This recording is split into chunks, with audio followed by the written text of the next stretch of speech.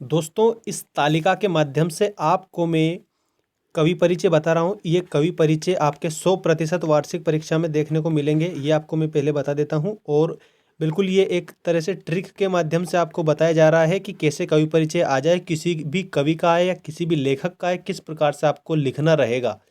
और आज मैं आपको कम से कम कितने लेखक कवि बताऊँगा? 5। 5 कवि और लेखक का परिचय बताऊंगा। अब इन 5 में से आप लोगों की परीक्षा में आपको डेफिनेटली 100% इन 5 में से ही देखने को मिलेंगे। मैं इतनी विश्वास के साथ इसलिए कह रहा हूँ क्योंकि ये जो ब्लूप्रिंट है उस ब्लूप्रिंट पर आधारित है और माध्यमिक शिक्षा मंडल मध्य प्रदेश भोपाल के द्वारा जारी किया गया है दोस्तों। तो वही मैं आपको बता रहा हूँ कवि परिचय किस प्रकार से आपको लिखना है।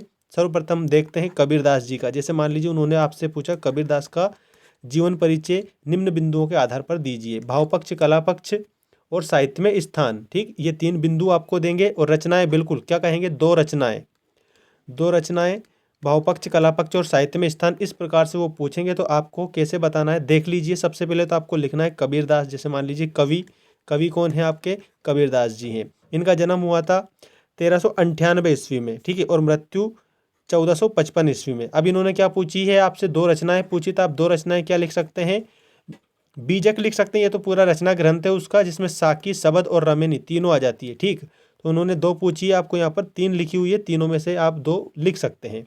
और इसके बाद में भाव पक्ष, भाव पक्ष के बाद में कला पक्ष और कला पक्ष के बाद में साहित्य में स्थान। तो देखो भाव पक्ष में आपको ऐसे लिखना है, भारी आडंबरों का विरोध।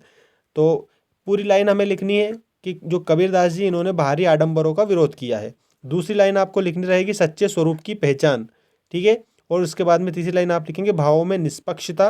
कि जो कबीरदास जी हैं इन्होंने अपने काव्य में जो काव्यगत रचनाएं की है उनमें भावों में निष्पक्षता है। और इसके बाद में उपासना पर बल, इन्होंने ईश्वर भक्ति की उपासना पर बल दिया है इस प्रकार से।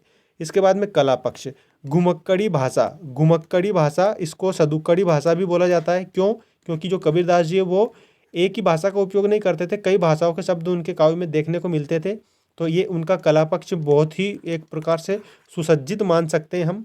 तो घुमक्कड़ी भाषा, दोहा छंद का इन्होंने प्रयोग किया है। व्यंग्यात्मक शैली इनके काव्य में देखने को मिलती है और रूपक अलंकारों का प्रयोग। ये आप लिखेंगे बिल्कुल। अगर 4 अंक का है तो आपको 4 अंक डेफिनेटली मिल जाएंगे।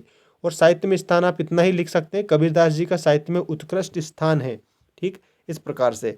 तो ये कबीरदास जी का जीवन परिचय हो गया।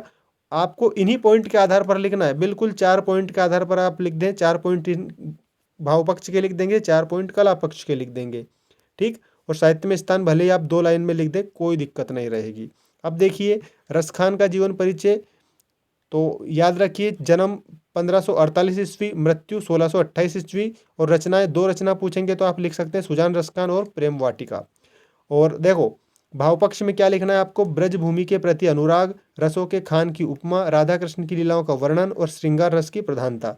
और कला पक्ष में लिखना है दोहा, कवित, सवैया, छंद का उपयोग इन्होंने अपने काव्य में किया है। काव्य की भाषा सरल और सहज है। इन्होंने अपने काव्य में ब्रज भाषा का उपयोग किया है। और काव्य का प्रमुख विषय श्री कृष्ण, मतलब कि इन्होंने भगवान श्री कृष्ण की उपासना की है और काव्य रचना की है।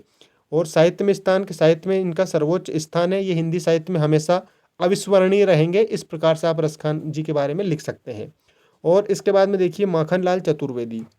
माखनलाल चतुर्वेदी का बिल्कुल डेफिनेटली पूछा जाएगा। तो आप क्या करेंगे? जन्म लिखना 1889 ईस्वी, मृत्यु आप लिखेंगे 1668 ईस्वी। और उसके बाद में रचनाएं, 2 रचनाएं पूछेंगे तो आप क्या लिखेंगे? हिम किरीटिनी, हिम तरंगिणी। ये इनकी 2 रचनाएं हैं। और उसके बाद में भाव पक्ष, भाव पक्ष में आप लिखेंगे राष्ट्रीय भावनाओं से युक्त कविताएं माखनलाल चतुर्वेदी ने की है। और उसके बाद में रचनाएं बलिदान संघर्ष से युक्त। और इसके बाद में नेक्स्ट आप लाइन लिखेंगे भाव पक्ष में ब्रिटिश शासन की बर्बरता का इन्होंने विरोध किया है और उनके बारे में अपने काव्य में लिखा है। और उसके बाद में आप लिखेंगे कला पक्ष। कला पक्ष में लिखेंगे सबसे पहली लाइन तो रचनाएं खड़ी बोली में है। और उसके बाद में तत्सम तद्भव विदेशी शब्दों का इन्होंने प्रयोग किया है। रचनाएं मुक्तक काव्य में भी है, देखो मुक्तक काव्य में भी है इनकी रचनाएं। और इसके बाद में वीर रस, वीर रस इनके काव्य में देखने को मिलता है। वीर रस का प्रयोग इन्होंने किया है, साहित्य में महत्वपूर्ण स्थान है। तो सभी कवि हो, लेखक हो, उनका साहित्य में महत्वपूर्ण ही स्थान होता है, ये तो आप सभी जानते हो। अब देखो यहाँ पर वीर रस की बात आई तो वीर रस से एक चीज़ और मैं आपको बता देता हूँ। वीर रस का जो स्थायी भाव है वो होता है उत्साह।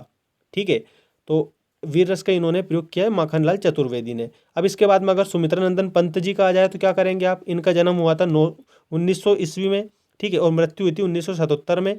इनकी रचनाएं, 2 रचनाएं पूछते हैं, 2 से 3 भी नहीं पूछते हैं कि 3 रचनाएं लिखी है। 2 रचनाएं वीणा और ग्रंथि, वैसे गुंजन, वीणा, ग्रंथि, ठीक है, पल्लव भी इनकी रचनाएं हैं इस प्रकार से।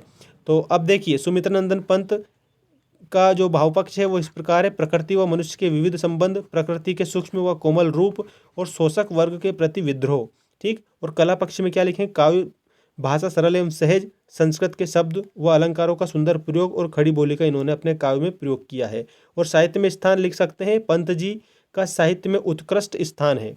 तो ये सुमित्रानंदन पंत का जीवन परिचय आप इस प्रकार से लिखेंगे।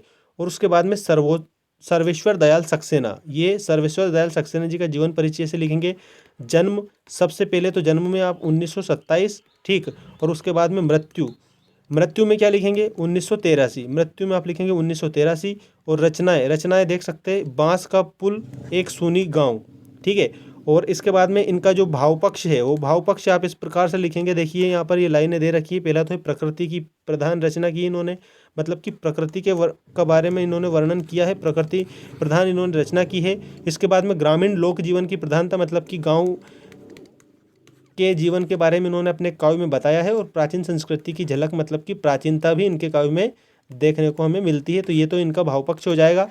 और इसके बाद में हम बात करेंगे कला पक्ष की, ठीक है। कला पक्ष जो है इनका ये इस प्रकार है, देख लीजिए: रूपक अलंकारों को प्रयोग। सबसे पहली बात तो आपको याद रखना है कि जो सर्वेश्वर दयाल सक्सेना जी इन्होंने अपने काव्य में रूपक अलंकारों का अधिक से अधिक प्रयोग किया है।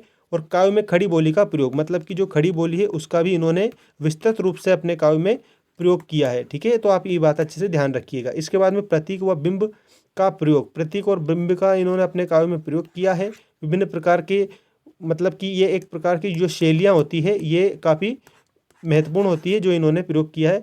इसके बाद में मानवीकरण अलंकार, अलंकारों की अगर बात की जाए तो इन्होंने मानवीकरण अलंकार विशेष रूप से अपने काव्य में देखने को मतलब मिलता है दोस्तों। और इसके बाद में साहित्य में स्थान, इनका महत्वपूर्ण साहित्य में स्थान है, इस तरह से आप लिख सकते हैं, ठीक है। तो 9th वाले विद्यार्थियों का पेपर जो है आपका 24 तारीख को है, ठीक है। 24 तारीख को आपका पेपर है। तो उसके लिए बिल्कुल डेफिनेटली आपको जीवन परिचय की आवश्यकता पड़ेगी, इसलिए मैंने आपको जीवन परिचय बिल्कुल एक ट्रिक के माध्यम से बता दी है, बिल्कुल एक प्रकार से शॉर्ट हम कह सकते हैं, शॉर्ट ट्रिक आपको बता दी है। इसी के माध्यम से आप कंप्लीट कर लेंगे। और आपको इससे कितने अंक मिलेंगे? 4 अंक, डेफिनेटली 100% आपको 4 अंक इसमें मिल जाएंगे, ठीक है। चैनल को सब्सक्राइब कर लेना, शेयर कर देना अपने दोस्तों के साथ में।